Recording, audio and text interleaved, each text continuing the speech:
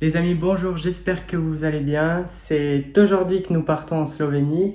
Il est actuellement 23h15, donc je pars à Lyon chercher les filles et on part directement vers Ljubljana. Allez, c'est parti.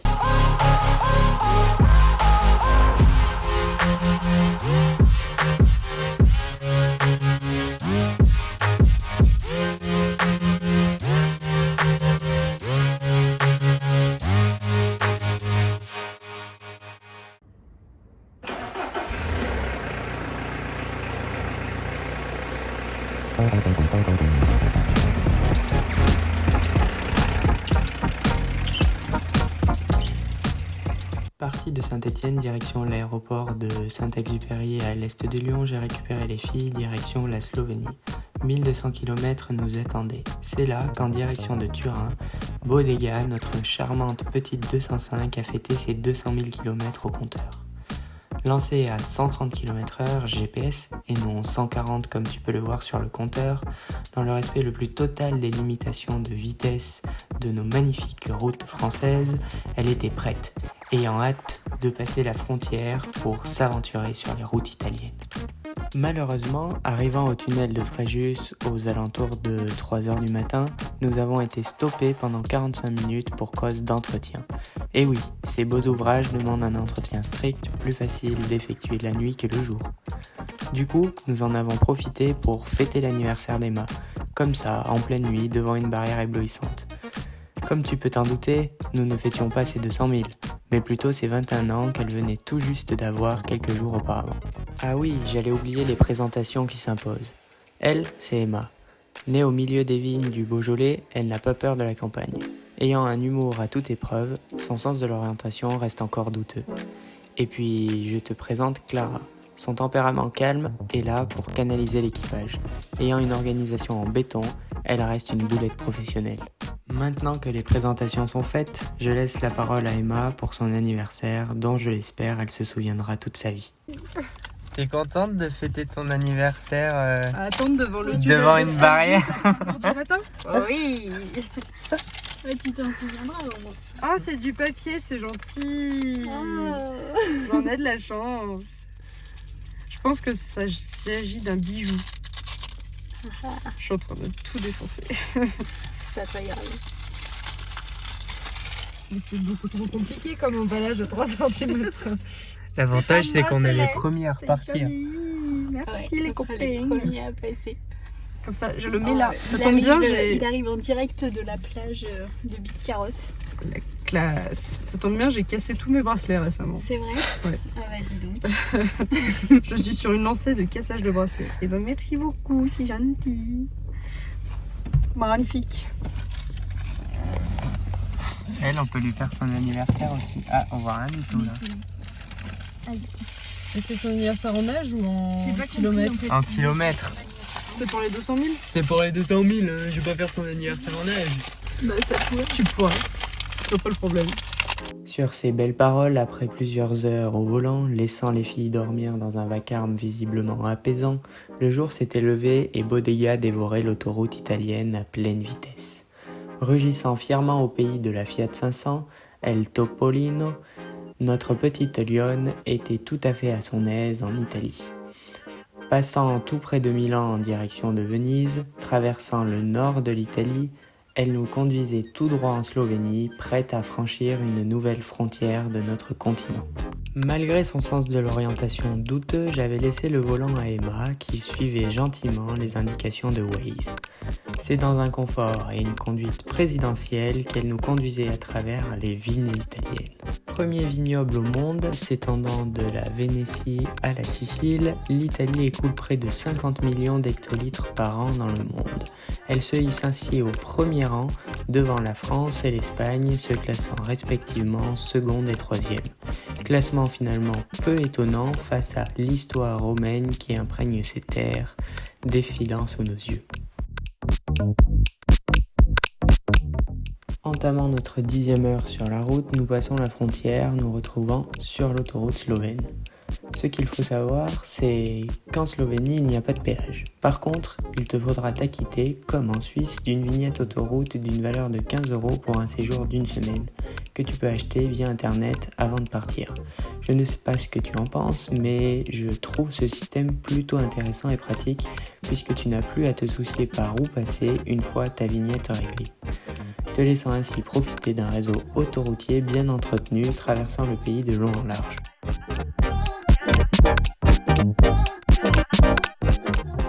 Midi étant passé, nous nous sommes arrêtés pique-niquer sur une aire et contacté Mia pour savoir où il était. J'en ai profité pour vous faire un point. Petite pause tranquille, on vient de passer la frontière, donc là on fonce en direction de l'aéroport, rejoindre Mia. On va pas tout de suite à Ljubljana et on va aller voir, il y a apparemment des petits avions, ça va être sympa. Arrivé à l'aérodrome de Celje, à l'est de Ljubljana, Mia ne nous avait pas menti. Les planeurs étaient bien là, sous nos yeux, dans une atmosphère festive où il était possible de faire un baptême. Ce que je n'ai malheureusement pas pu faire, m'étant effondré de fatigue après une journée de 24 heures sans dormir. Emma, quant à elle, ayant pu récupérer pendant le trajet, s'est laissée tenter par le baptême. Et elle aurait même refait un tour si elle avait pu, lui laissant une belle expérience malgré les conditions non optimales de vol.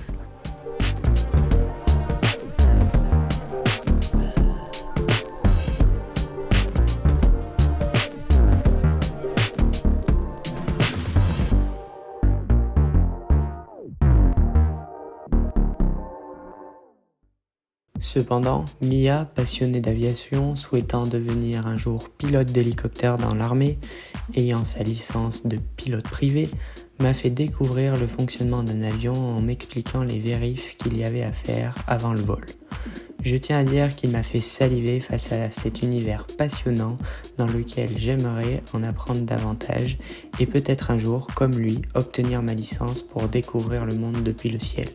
Après ces découvertes très enrichissantes sur les éléments de contrôle d'un cockpit d'un petit monomoteur, nous avons été conviés à la soirée organisée par son club d'aviation. En bon français, dans une ambiance où il y avait à boire et à manger, nous n'avons pas pu refuser l'invitation, tant l'accueil des Slovènes était chaleureuse. Tu vas répéter? C'est moins rouge?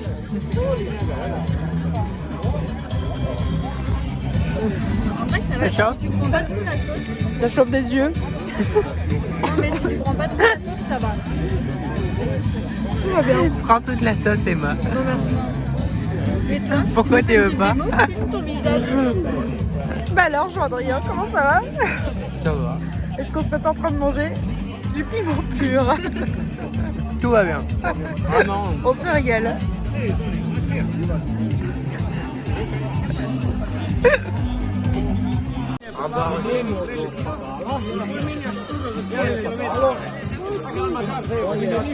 En soi, vous avez presque fini. Ça va. Oui. Ça pique?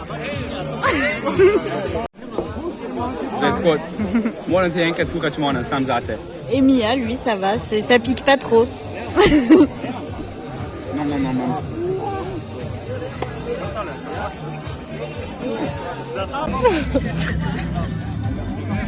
Putain de ma gueule, Tom.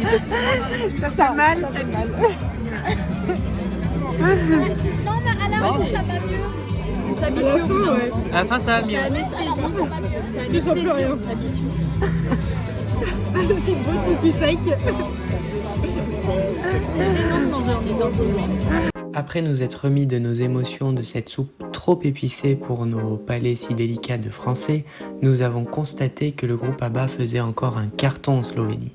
Mia nous a d'ailleurs confirmé que sa popularité n'avait jamais connu de déclin là-bas.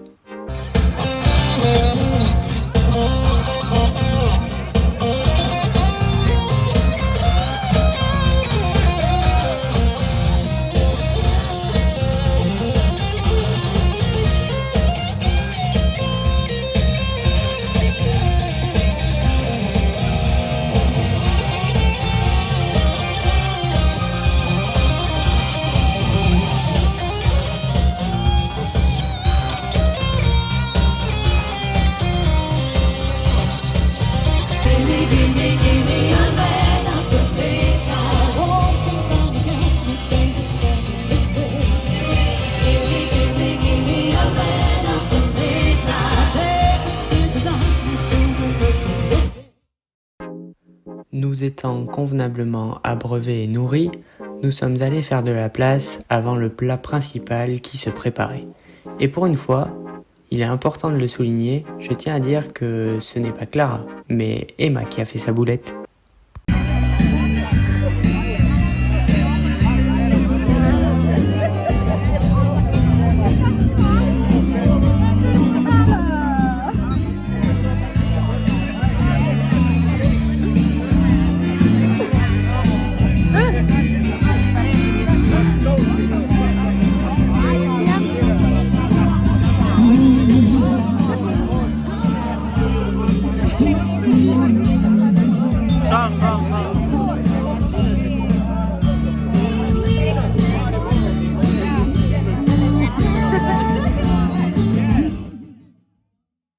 Enfin bon, voilà, la soirée touchant à sa fin, je te laisse sur ces images, espérant que cette première vidéo sur notre périple en Slovénie t'aura plu. N'hésite pas à laisser un commentaire et à t'abonner à la chaîne si cette vidéo t'a plu. Tu peux nous rejoindre également sur nos réseaux, Facebook, TikTok, Instagram. Et sur ce, à très vite. Ciao!